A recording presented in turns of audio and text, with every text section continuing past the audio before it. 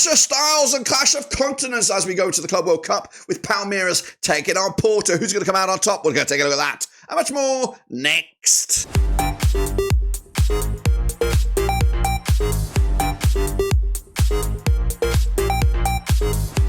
That's right, folks, back once again with another video. Today we take a look at, of course, a spicy match between Palmeiras and Porto, and we'll get to it in a second. If you know where you're in, smash your subscribe. You want subscribe for Blackburn Rovers, Club World Cup, World Football. We're going to all here under one roof. That's right. This one could go either way, guys. I'm actually coming into this not too sure which way I'm going to go, but maybe I could talk myself around in just a second. Big shout out to the members of the patrons. You know who you are. If you want to help out the channel, check out the links down below. We're always looking out for new patrons, and you can help with just as little as $1 a month. Goodness gracious me. Check it all out, but let's get into it then, shall we? Looking forward to this game coming at you in the Club World Cup. So let's take a look at Palmeiras in the dugout right here, right now. They're coming at you. Winners of the 2021 Copa Libertadores. They secured their spot back in the 14th of March, 2023, and they've been at a tournament such as this 3 times. The previous 2 back in 2020 and 2021.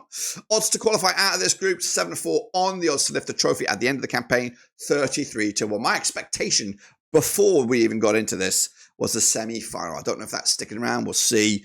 Again, the squad's yet to be officially announced, and just how serious everybody is taking it will be revealed. So let's take a look at the defensive ranks then, coming at you for Palmeiras, with the likes of Weverton between the sticks, Matias Oliveira also competing for the number 1 jersey. Into the defenders, we've got the likes of Gustavo Gomez, Joaquin Piquez, Murillo, amongst others. And then we move into some spicy territory here with the likes of Estavio in midfield. We've got the Rafael Veiga, we've got Marcinho, Retuno Rios, amongst others. Felipe Anderson as well, still in the mixer. And up top, the likes of Victor Roque, Paulinho, Jose Lopez, as well as Bruno Rodriguez. So lots of quality South American talent and more.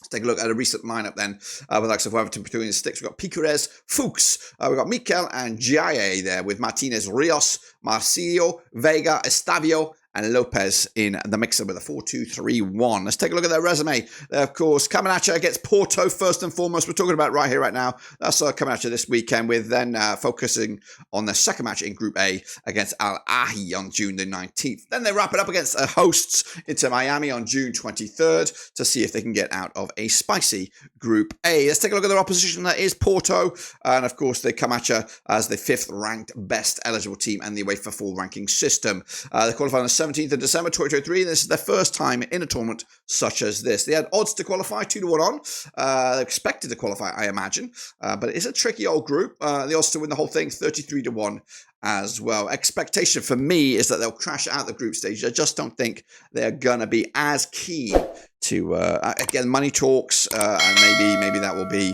a major factor, but I just think Porto will get found out in this tournament. Let's take a look at their roster then. They've got the likes of Diego Costa, fresh off the back of his UEFA Nations League successes with Portugal.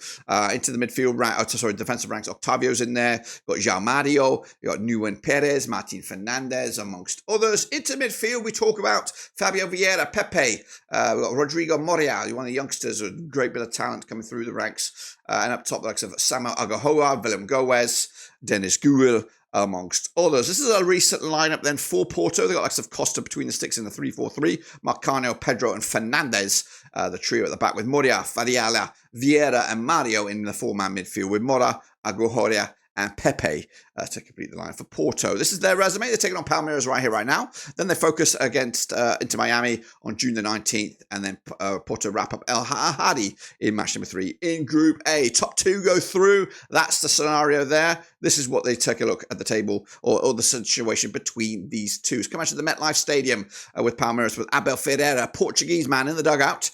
He's won 4 of the last 6 matches, on 67% form for them right now. Up against Porto, and Martin Adshemi also on 67% form, winning 4 of the last 6, but fresh off the back of a defeat. Now, I did drop a poll out there for you guys to take a little part in this one. It's interactive. It's going to be constant polls on the channel, so make sure you do just that. And this is what you guys are saying. They're going with Porto with 68% of the vote. It's still early, fresh off the back of that one. The bookies, though, they'll go with you with 29-20 for Porto. Palmeiras 9-5 for the victory. 23-10 is the draw on this one. Well, what about me? What do I think about this one? Now, this one's a tricky one. I've done my own prediction video. They're all out there, so make sure you check that out. But of course, focusing in on this one one's on the fence. It could go either way, but I'm going to swing in favour of the Brazilians here. I think they've got a bit more young talent that are going to be trying to make a name for themselves. Of course, trying to get that move to Europe, perhaps.